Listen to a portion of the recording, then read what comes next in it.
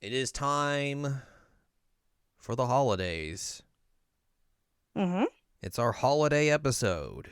Holiday special, if you will. The holiday special is here. Yay! Happy holidays. Happy holidays from your friends at the OVA. Woo! That's us. Yeah, it's us. Hi. Hello. Of course, as we do around every December, we like to take a look at something holiday related around the holidays. Because it's the holidays. Mm-hmm. How many more times can I say holidays? Mm-hmm. Probably a Try lot. try a few more times. Holidays, holidays, holidays, holidays, holidays. Cue up Holiday by Green Day. It's not Okay. really a song that would fit this time, but Either way, No. yeah, we usually take a look at some holiday related media here, and this time we are taking a look at an anime that aired, of course, in the In the summer. summer. Yay! And that briefly deals with Christmas. Yeah, but there's some Christmas theming to it. True.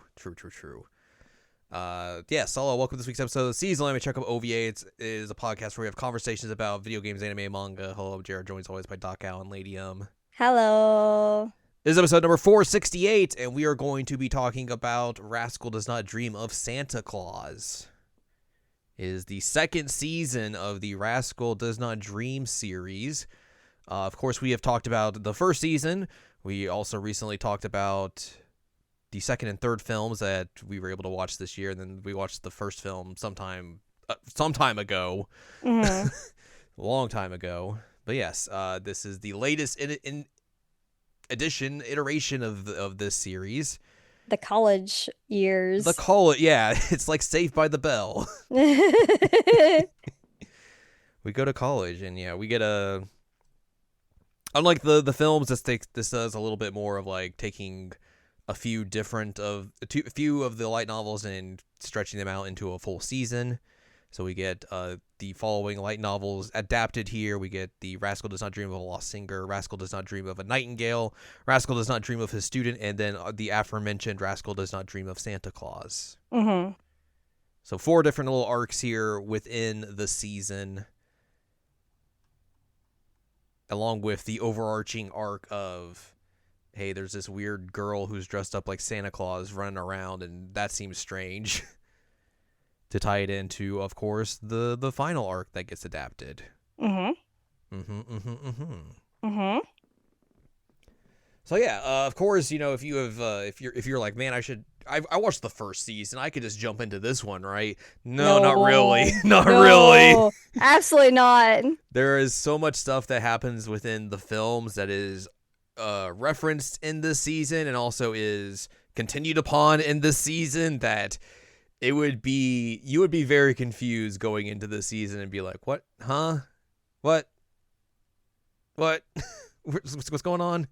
But yeah, overall, I thought this was still a fun season. It was definitely different coming back to the TV season style for this series. Instead of the movies, yeah. Instead of the movies, where it was like, they were focusing on one specific light novel, and they were able to kind of like delve deep into that over the course of the length of a film and everything. So they can do more detail in this. Whereas with the TV series, since you're doing 13 episodes, you have to kind of like squish some of those things together, and it does make it a lot more of a like quicker adaptation of these light novels compared to the movie. So it took a little bit of time to kind of like get back into the groove of that compared to the movies and everything. So, Mm-hmm.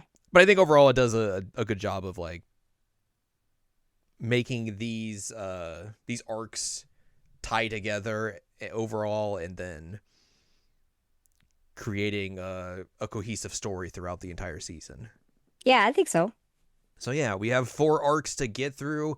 Like we said, it's the college arc. Sakura's in college. He's still just a big old wife guy, He's a big wife guy. as we've talked about previously before. He's constantly, hey, do you know that I have the cutest girlfriend, Mai? Did you Mhm. know that? My girlfriend is Mai. She's the best. Are you aware of that? Mhm. He's like, that's kind of cute. It's very good. Yeah. We do meet some new characters throughout this series, or this season, I should say.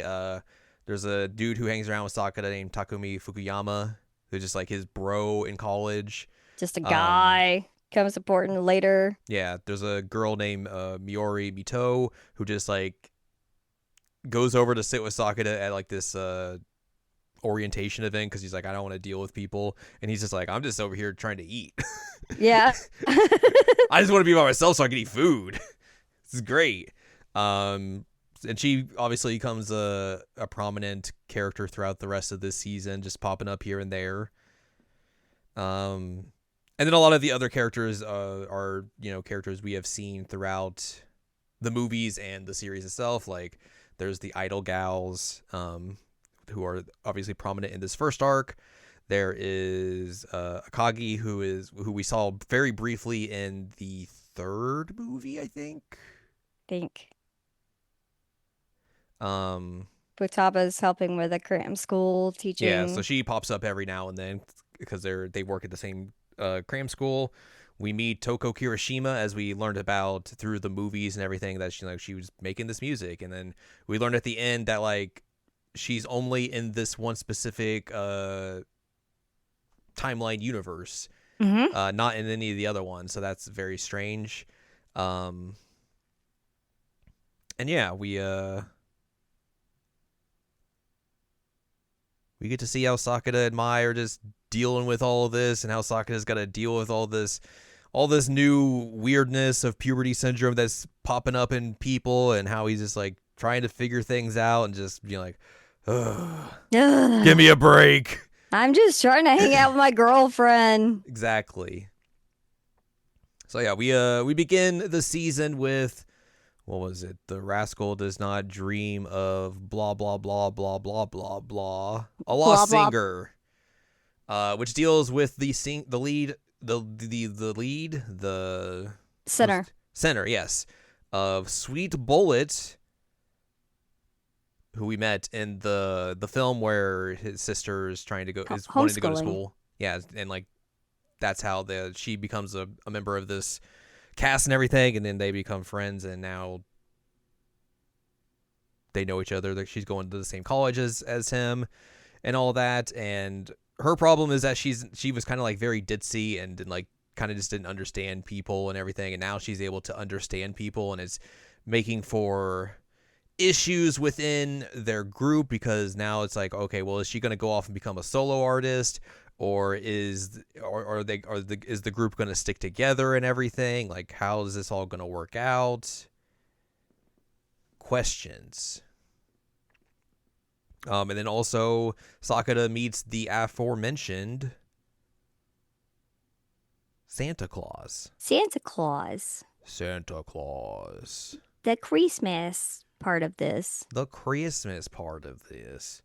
Christmas. Christmas. As you do. Mm-hmm. I was like, why can't I find her name? I was looking on the first season. That's my bad. Oops. Oops. Oops. What the heck's her name? Toko Kirishima. He meets the Santa Claus gal who tells him that she is him, and he's the only person who can see her, which is obviously reminiscent to how Mai was in the first season, And she was Bunny Girl. and how he becomes in the third movie. Yes. So he's like, that's strange. Anyways, so yeah, he helps Uzuki with trying to figure out if she wants to keep going with her group, if she wants to go off by herself, if this whole thing about her figuring out if she wants to be able to read people is good or not. We get a whole episode where it's just like, hey, you like Love Live? Love Live.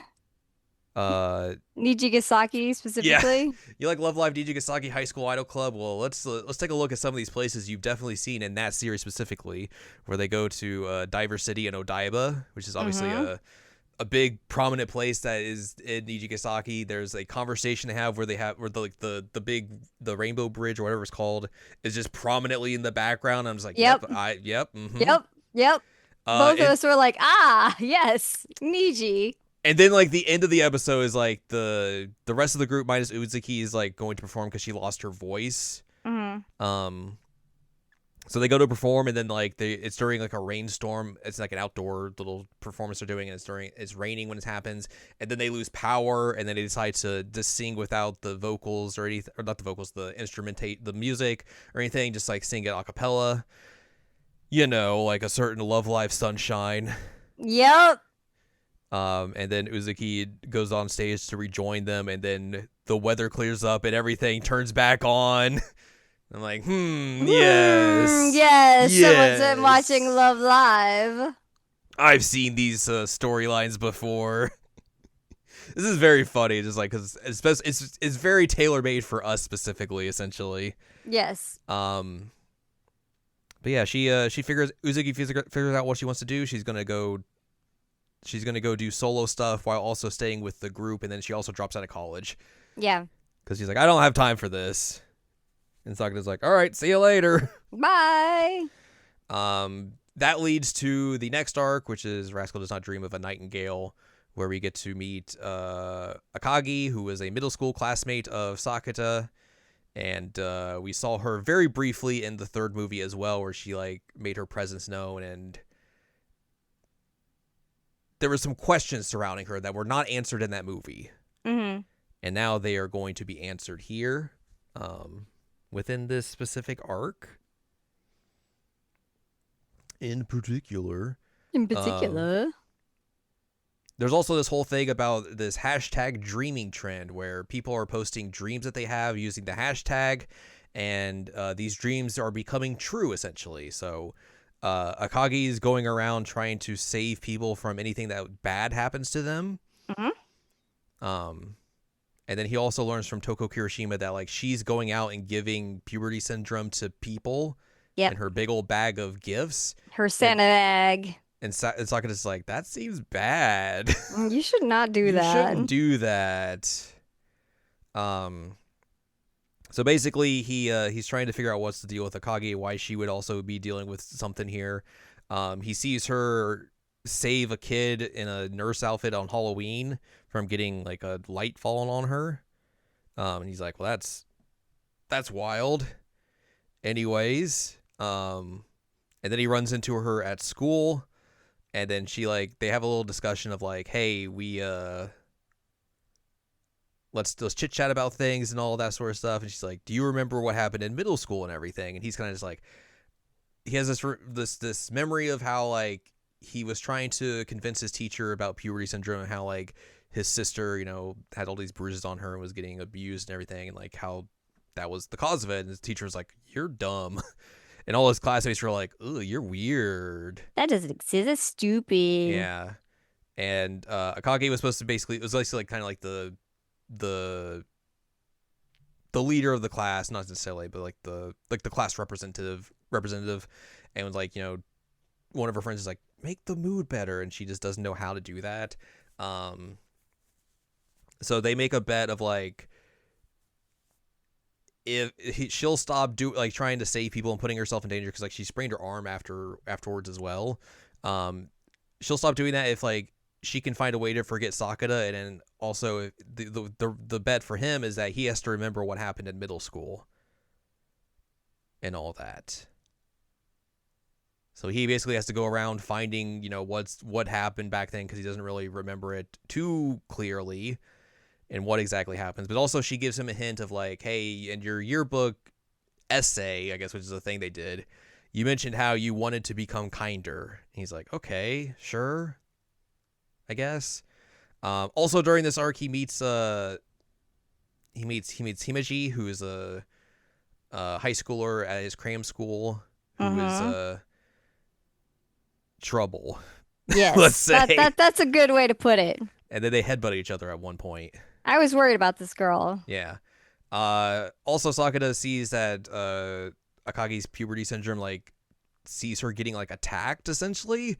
Mm-hmm. And it's like very weird. He's like, that seems strange. But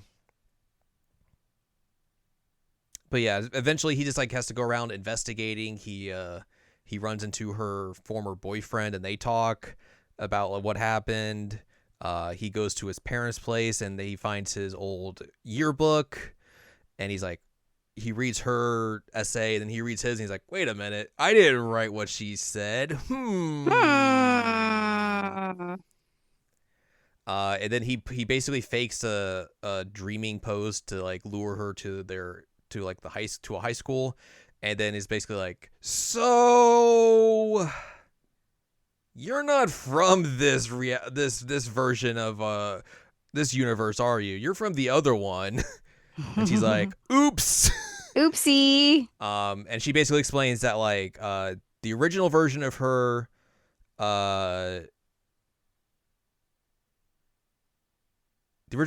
saw him at like their like when they were getting into college, and was like and saw that he was like totally fine and not freaked out about everything that had happened, and basically it made her feel very uncomfortable because she had been keeping these thoughts of like how she felt like she had failed him and not like done anything to protect him when like his middle school classmates were kind of like bullying him or not taking him seriously. So she was like very upset by this and kept that within her throughout like high school and everything.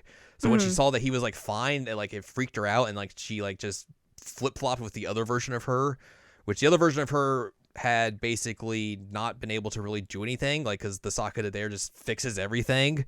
So like she was unable to get into college. She basically felt like she was just a huge failure and everything.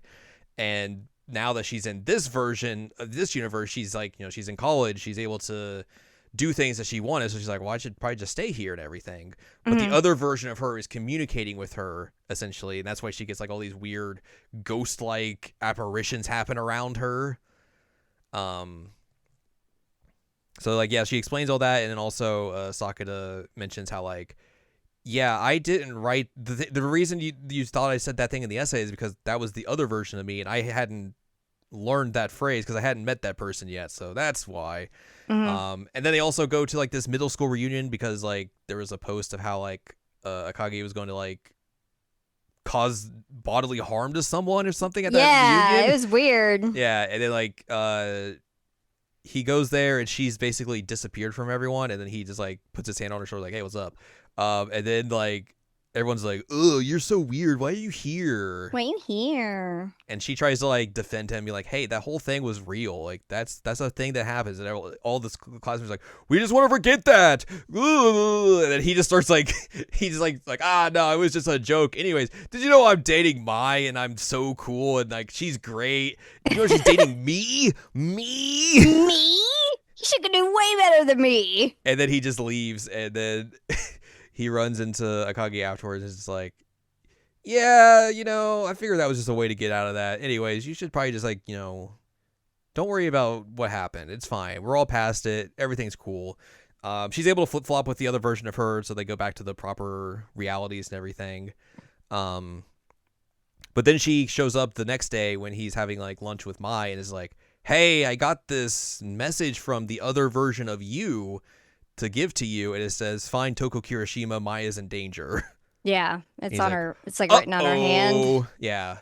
And then basically kind of afterwards he's like, so can we give a message back to see what's up? And she's like, yeah, I can't communicate with them anymore, so I don't know what to do.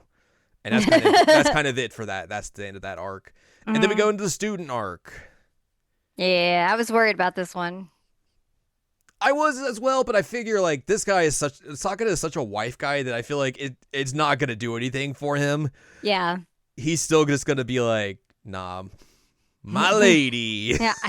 Do you know that I'm dating Mai? Yeah. And then also we just get some really good stuff near the end of this arc as well, which I was very pleased by. But yeah, this is about Himeji, the student he begins tutoring. And then he gets a dream that he's on like a date with her on Christmas Eve, and he's like, well, that's weird. And then she reveals that she also had the same dream. And he's like, well, that's weird. And then Mai's like, hey, you should keep Christmas Eve open. Let's go to the Hakone. We'll go on a hot springs trip. And he's like, yeah, but also I have this dream and it might happen. That sucks.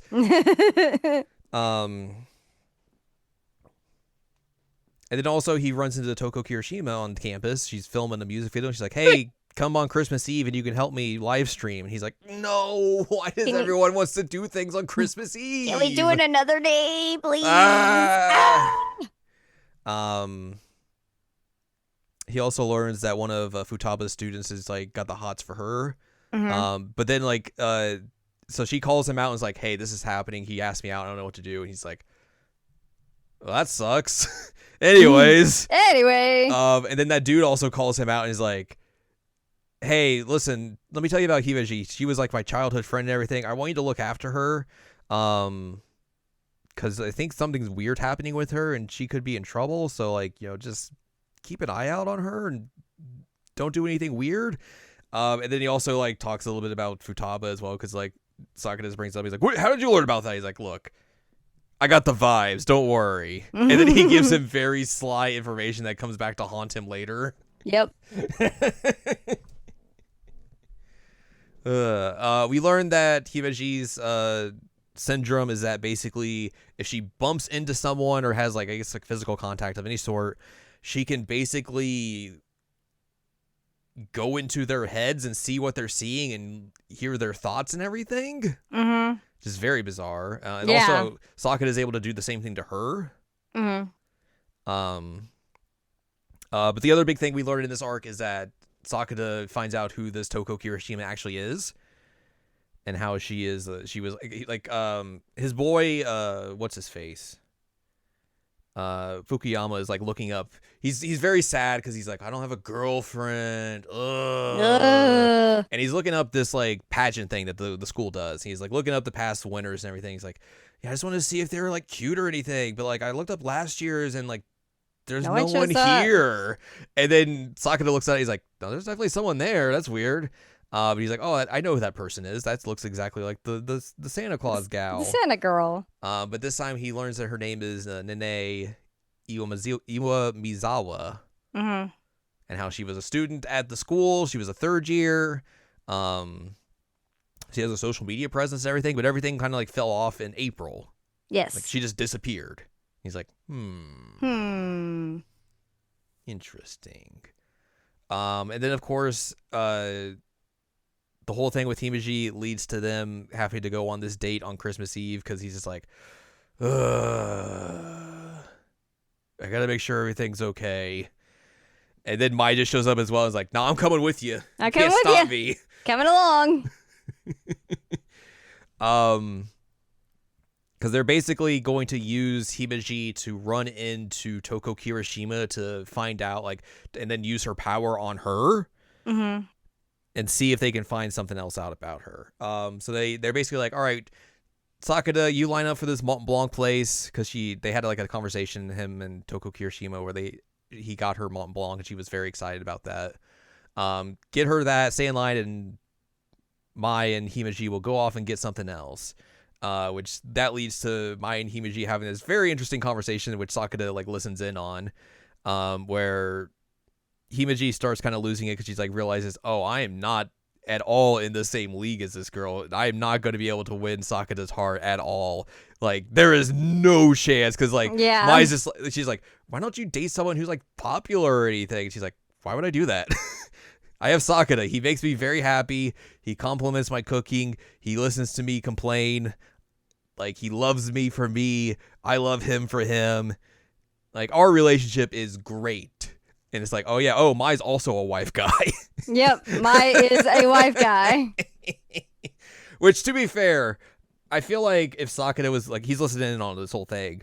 I feel like as soon as he starts hearing this and realizing that, because he can also hear Himeji's thoughts as well. Like, I feel like if I was him, and as soon as she started like kind of freaking out, I would be like, I should probably get over there just in case something bad happens, because I've already gotten this warning that Mai's in danger. Yeah. But he just like stays there the whole time. He's like, until like Mai calls the Mont Blanc place. Is like, hey, can you give the phone to Sakura and be like, oh, she left, she's gone. So they have to go find her, but he's able to remember like all the things that she wanted to do on this date. Because she was thinking that when Mai was basically humble bragging about how much she loves Sakura, and they find her in this bamboo forest, and he's just like, she's in a kimono and tries to run away and trips because of the shoes. And then she's just like, why aren't you mad at me for this? I was trying to manipulate you and everything. He's like, look, you have puberty syndrome. It's fine. It's whatever. Look, people do You're just weird a things. kid. You're also just a kid. I was never going to fall for you. Sorry, kid. I'm a I'm wife guy. a wife guy. Did you just hang out with Mai? You understand now, right? Yeah. And she's like upset, like, why don't you get mad? He's like, nah, it's whatever. Don't worry about it. But then they go to the school and they're a little late, and she's like, Toko's like, oh, sorry, gotta go. Himeji is cured of the syndrome because like the encounter with Mai basically shut out her powers entirely. Mai just overpowered her, and she cannot see Toko Kirishima or anything. And then Mai and Sakura get to go on their hot springs trip together. Yes. Get to be very happy, but then Sakura has a very realistic dream, which leads into our final arc, which is obviously Rascal does not dream of Santa Claus. He has this dream where Mai reveals that she is actually Toko Kirishima at a music festival, and he's like, that's weird. Then also like he leaves the festival to go call Akage, and he's like, that's weird. Because there's also a bunch of rumors that like a lot of people are theorizing that Mai is Toko Kirishima. So like one of the things he has her do on her like coming of age day is like just deny it, and she does that, and even still like that doesn't do a whole lot to help. Right. And then he also learns that a lot of people had basically the same dream on Christmas Eve, or like a dream around that same time period, or like something in the future essentially. But he learns also that Mai did not have a dream. So he's like, that's weird. He learns from his coworker that like Mai does a thing where she's like a police officer or chief of police for a day, like one of those like fancy like little One of those things that idols do. Yeah. And like she gets into an accident and then somehow is able to get back to and come back for the music festival on time, and Sakura's like, that seems bad. So yeah, she denies that she's Toko Kirishima and everything. And then his the one gal friend Biori shows up and is like, I think he's like at the driving school or something, or they're just like hanging out at school or something, and she's like, because Toko comes in during she's taking an exam, and she comes in and is like, hey, we gotta talk. And he's like, I'm taking an exam. And she's like, okay, I'll just wait. and then he's like, I have diarrhea. Ooh. And then she also picks up Fukuyama's scarf and looks at it and is like, And it's like, So they have a conversation and everything. And then he comes back and Miori's just there hanging out. And she's like, hey, who was that girl that came in and talked to you and took you out? He's like, wait, what do you mean? You could see her? You could see her? He's like, yeah, like I talked to my friend the other day. It was like, hey, you see that Santa Claus over there? And my friend was like, what are you talking about? And then like he shows her the page on the pageant site and everything, and she's like, yeah, I can see this. I can see the social media and everything and all that. And he's like, yep. See all that. He's like, that's bizarre.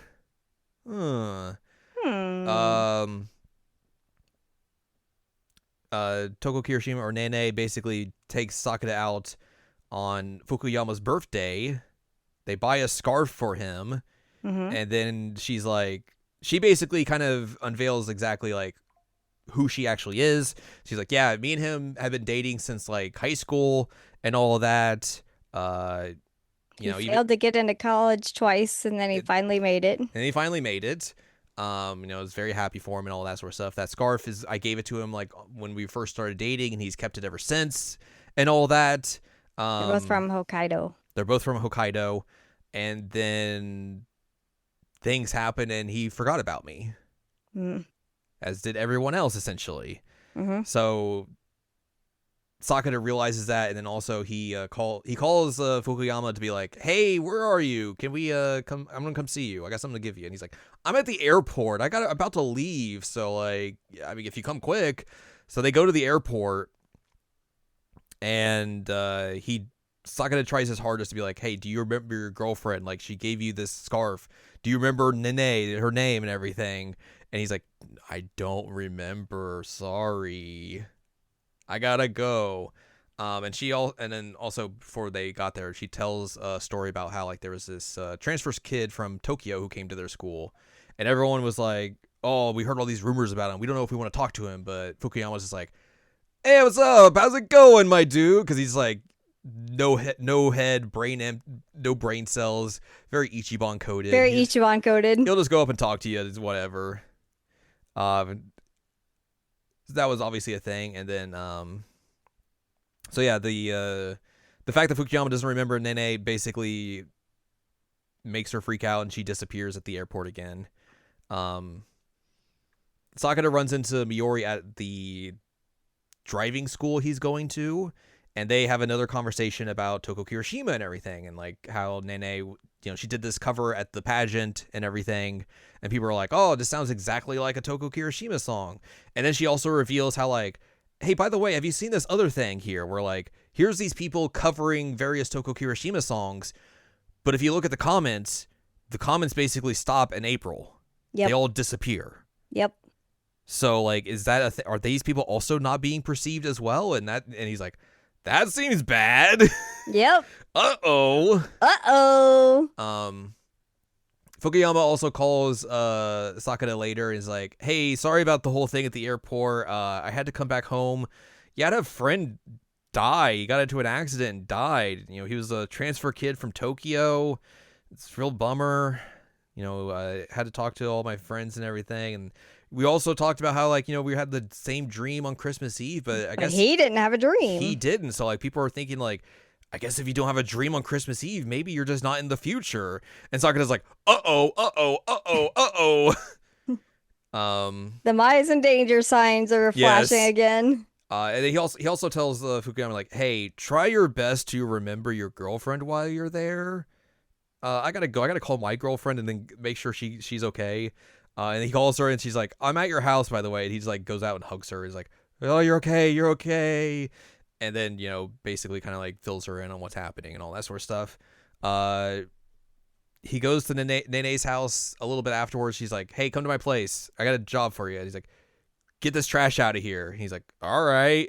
But he notices something in the trash and pulls it out. And it's like, it's the pageant trophy for when she won.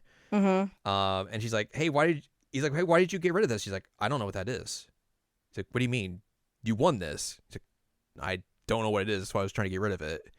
He's like, it has her name on it. Build these Legos for me. Yeah, build this Lego Christmas house for me. And he's like, no, but this is your name, right? And he's like, I don't know who that is. I'm Toko Kirishima.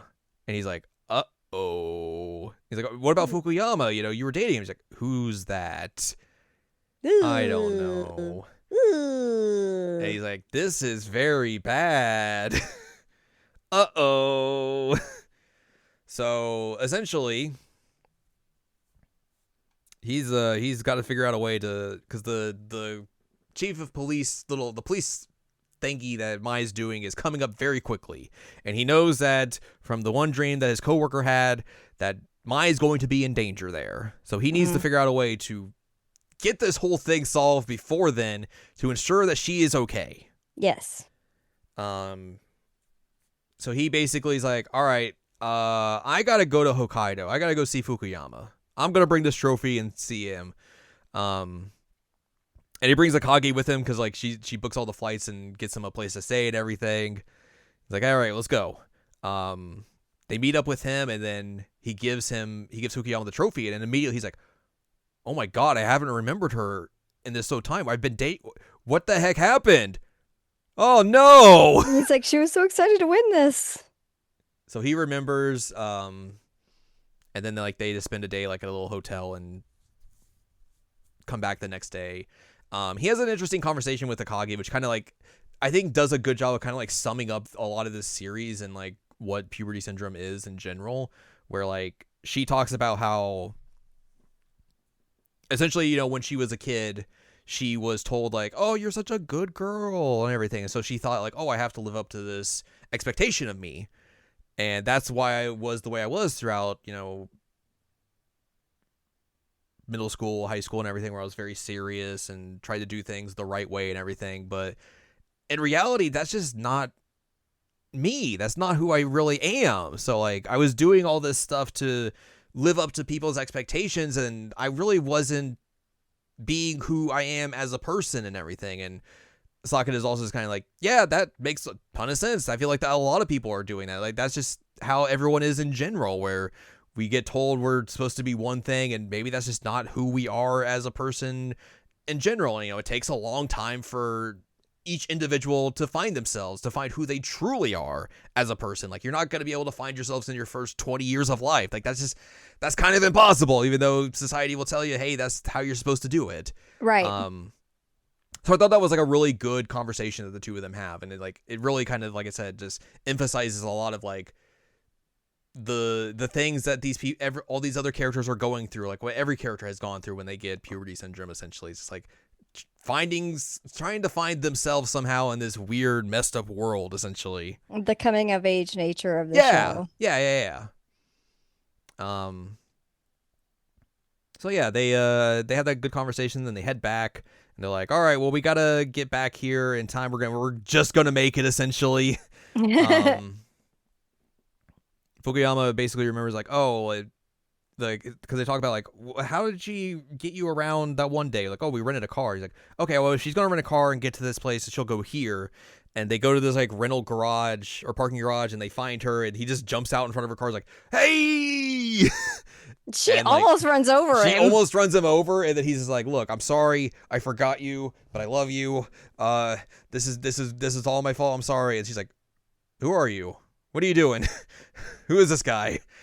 She knows who Sakura is, but she has no idea who Fukuyama is, and like he starts breaking down, and like basically causes her to break down to where like she remembers who he is, who she is, and basically feels like she had done all this stuff in Hokkaido, and like she had been like popular there, but then she comes to Tokyo and she's kind of just another person in the crowd, and that kind of like mentally breaks her. And there's people who comparing her to Toko Kirishima, so she basically just convinces herself that that's who she is, which causes her to be forgotten by everyone, because like she's just having this identity crisis. Right. And eventually Fukuyama's just like able to like bring like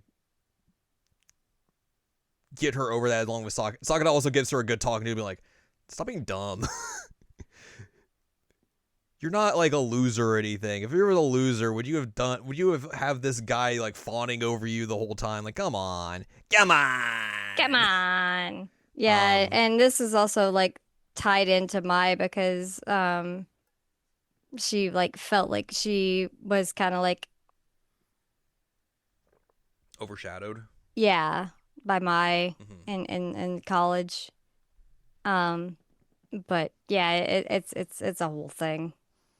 But she's able to kind of come to her senses and figure everything out, and then she's like, "All right, well, I'll give you guys a ride to the event where Mai is, but you realize that stopping me isn't going to stop everything, right?" And they're like, "What?" Like, there are way more Toko Kirishimas out there than just me. And he's like, "Uh-oh." Uh-oh. So they get to the event and everything. And Sakura notices like there's like a bunch of other Santa Clauses in the audience that the audience can't see, and everyone's just like very getting angry because there's like doing crushes. Yeah, they're like, "Oh, there's so much space up front. Why can't we move?" And everyone just starts like, we get like a stampede almost at one point, and then like the stage gets knocked into, and some of the speaker rigging starts to fall, and Sakura is able to run on stage in time and push her out of the way, and it gets bonked in the head with a speaker. And he just starts yelling at the Santa Claus like, "Everything's okay! Everything's okay! It's all okay!" As he's just bleeding profusely down the side of his head, and then just passes out. Like, whoa! But Mai's able to like catch him, and before he bonks his head on the floor again. And him yelling at all the Santa Clauses causes them to be seen by everyone else, and then also for them to realize, like, why am I dressed like Santa? This is weird. What is happening here? And they're like, was there a Santa event happening around here? What's going on? So they get an ambulance in, and we get a Pineapple Head version. Yeah, he gets rushed to the hospital. It's like, who is with him? It's Futaba. It's their friend from high school who's the firefighter who's driving them. Yes. And then someone else is in the ambulance as well with him. Is it a Kaji? It's a weird combo of people. Yes. it's a weird combo of people regardless. But then yeah, he goes to the hospital, he comes back out, and there's just like all the characters you would expect are here to see him, and it's just so funny because they wrap his head because he has a head wound and he was bleeding very profusely, so he's bandaged his head and everything. But for some reason, they wrapped up like most of his head, which includes his hair. They left a little tiny tuft of his hair sticking out of the bandage, so he just looks like he's a pineapple. He's a pineapple head. It's so funny. It's so good. It made me laugh. But yeah, he's like, everyone's just like, yeah, hey, are you okay? He's like, yeah, I'm good. Like his friend was just like, look, you're gonna be fine. You probably got a concussion. We'll get you patched, that wound stitched up, and you'll be a-okay. So yeah, he comes out of the room just like, I got a pineapple head. Hey guys, what's up? I got blood on my shirt. Yeah, so Akagi Fukuyama's there, Nene's there, Futaba's there, his sister shows up, Tomoe and Himeji show up. They show up from work and then they like immediately have to go back to work. Yeah. And then Mai shows up as well at the end. It's like, you good? He's like, yeah. All right. Anyways, the cops are talking to all these Santa Clauses, and they were a little creeped out by that, but I guess we're all okay now. Thumbs up. And yeah, then we teleport to the day before the festival where Mai's going to perform at.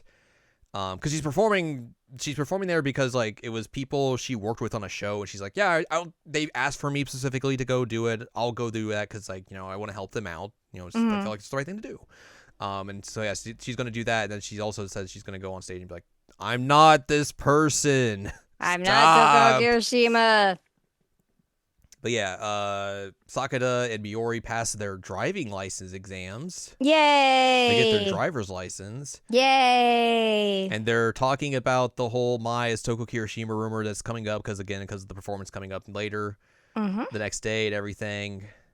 And then right at the end of the series, Sakata sees the child version of Mai running past the opposite way, and that's how the season ends. So we know something's still not right. Nope. We do know there is going to be a 4th movie. Yay! That got announced just recently. Rascal Does Not Dream of a Dear Friend, which will adapt the next light novel.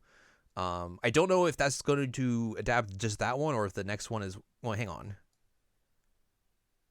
Yeah, so that would be not the next light novel, but the one after the next light novel. Because the next light novel is Rascal Does Not Dream of His Girlfriend, and then Rascal Does Not Dream of Dear Friend. So I'm assuming they will probably adapt both of these then into one. And then there's also another light novel after that just got released in July. Rascal Does Not Dream of Beach Queen. Oh. So I guess this wouldn't be the final movie because there's still stuff to come. But I guess we'll see. Yeah, that movie's going to come out next year. I guess we'll see if any more questions are answered. Like, who is Toko Kirishima? Who could it be? Who could it be? I don't actually know. I mean, like, we have theories, but... Yeah, because you have novels still to read, right? I do, yes. Like, the one that... There's one that came out in June of this year, which is the one just after this series. And then the second one that will be what the title of the movie is comes out in January of next year. Yes. So presumably in some point they might reveal who it is there. My theory is that it is Miori. I think that's a good guess. Because the reveal that she was able to see Nene and able to like see all these other videos of people covering Toko Kirishima songs. It feels very odd that she would be just able to do that out of the blue with no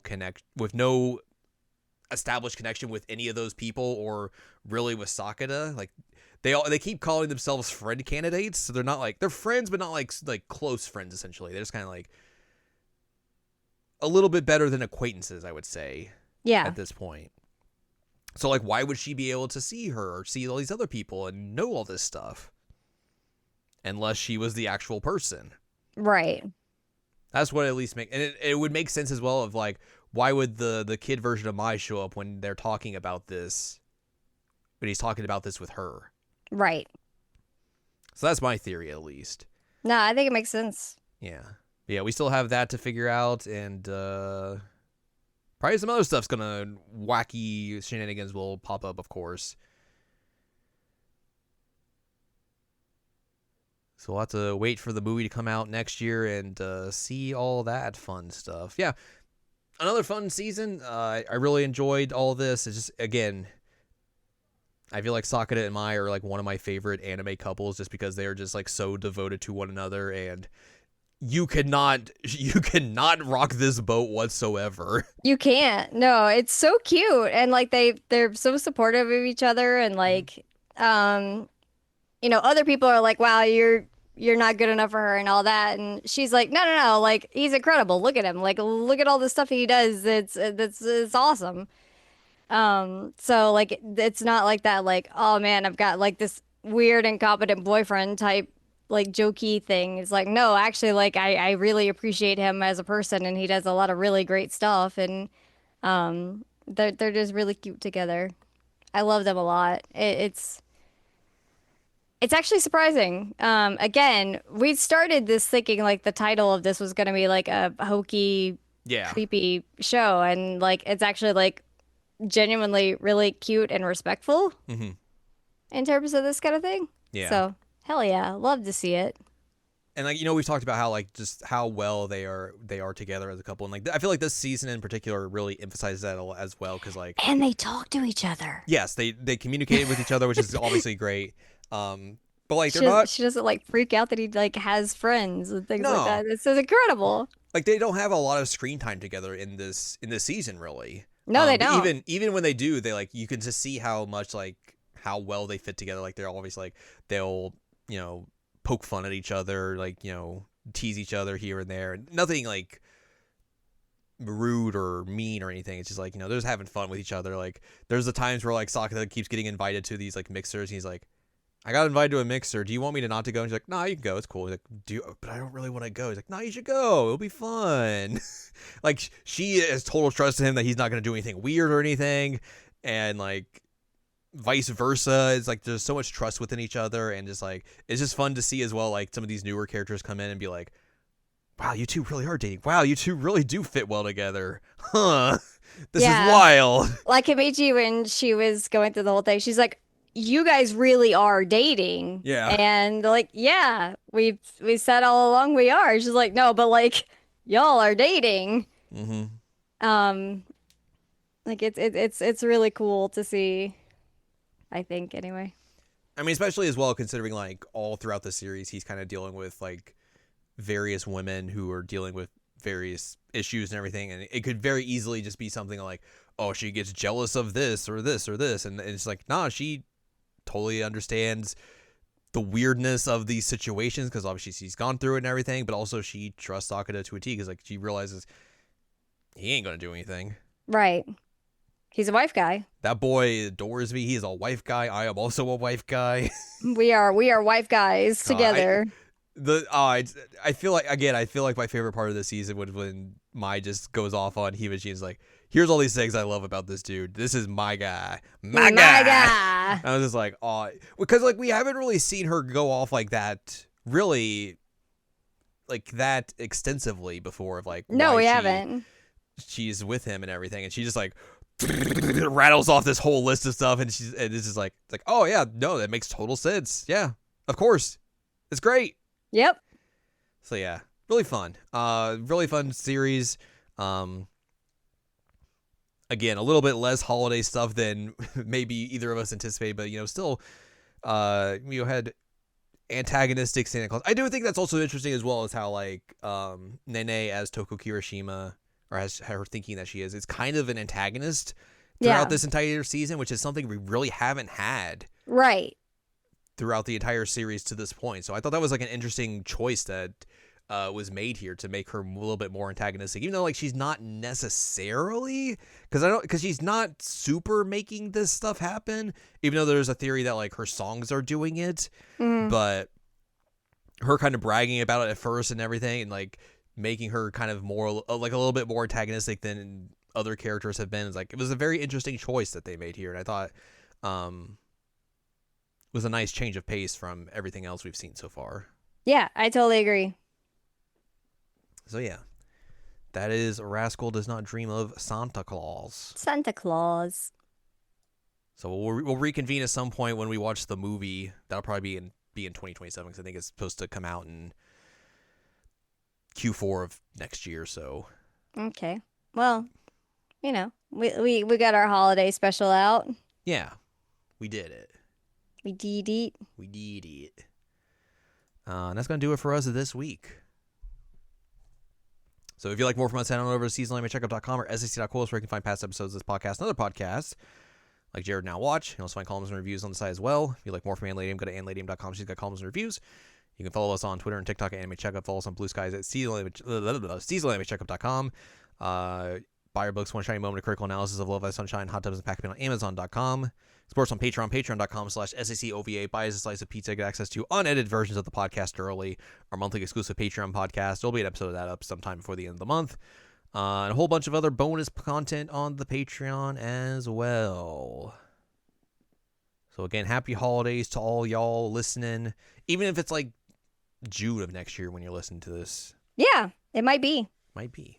You might just be interested in this series because it's great. It's true. But of course, next time, it's our final episode of 2025. I gotta make decisions. And it is, of course, time once again for Game of the Year. The only game of the year that matters. Yep. We have to make some decisions. And we will come back next week with our top 10 or 7 or how many Al decides games of the year or supplemental awards and who's going to get inducted into the Season Anime Checkup Hall of Fame. Woo! It'll be 10. I have to have 10 this year. There's no way. Well, there you go.